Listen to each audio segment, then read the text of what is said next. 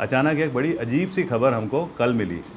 और वो कल खबर थी कि मुख्यमंत्री जो रह चुके हैं उत्तराखंड के पहले, श्री त्रिवेंद्र सिंह रावत जी, वो गए केदारनाथ। तो केदारनाथ में ना उनको काले झंडे दिखा करके दर्शन नहीं करने दिए, धाम के अंदर नहीं घुसना दिया और वापस भेज दिया। तो मैं इस चीज़ में आपसे शेयर करना चाहता हूँ कि क्योंकि मैं केदारनाथ में रहा हूँ पुनर्निर्माण के समय, क्योंकि गंगोत्री धाम में हमारे जो स्वामी जी होते थे, स्वामी सुंदरानंद जी, उनका एक आश्रम है। क्योंकि यमुनोत्री में जब भी जाता हूँ तो वहाँ के तीर्थ पुरोहित बड़े अच्छे तरीके से मेरे को वहाँ की पुरानी जो पौराणिक जो तरतीब है वो समझाते थे। बद्रीनाथ, क्योंकि मैं गढ़वाल राइफल से हूँ और गढ़वाल राइफल का जो बैटल क्राई है, बोल बद्री विशाल लाल की जय, तो हमें ना कंपलसरी उस देवता के पास जा कर के अच्छी चीज़ें सीखने का मौका मिलता है। आज एक देवस्थानम बोर्ड सरकार ने बनाया, तो मैं वही देख रहा हूँ कि कितने पुराने समय से इन 4 धामों में लोग आते थे, यात्री आते थे अपनी धार्मिक भावना के साथ में। उनको पूजा कराते थे मंदिरों में तीर्थ पुरोहित, पंडा समाज, और चारों मंदिरों में अलग अलग परिस्थितियाँ होती थी, अलग अलग प्रकार से पूजा कराने के। ये पुराने समय से चल रहा है, बहुत पहले से।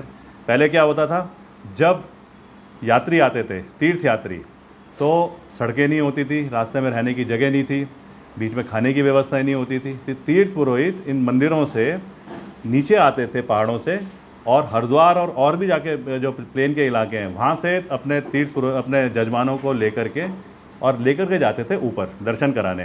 रास्ते में बीच में चट्टियाँ बनाते थे ताकि जानवरों से भी बचाव हो, उनको खाने की व्यवस्था करते थे। कोई बीमार हो रहा तो थोड़ी बहुत औषधियाँ लेके जाते थे, कपड़े लेकर के जाते थे। फिर दर्शन कराए उन्होंने अपने जो उनके जजमान हैं, और जजमानों से वहाँ पे दक्षिणा भी नहीं ली जाती थी। जब शीतकाल में ये यात्रा बंद हो जाती थी, उस समय फिर तीर्थ पुरोहित ब्रह्मंड में उन इलाकों में जाते थे जहाँ के उनके जजमान होते हैं, और वहाँ पे जाकर के उनके घरों में रहते थे।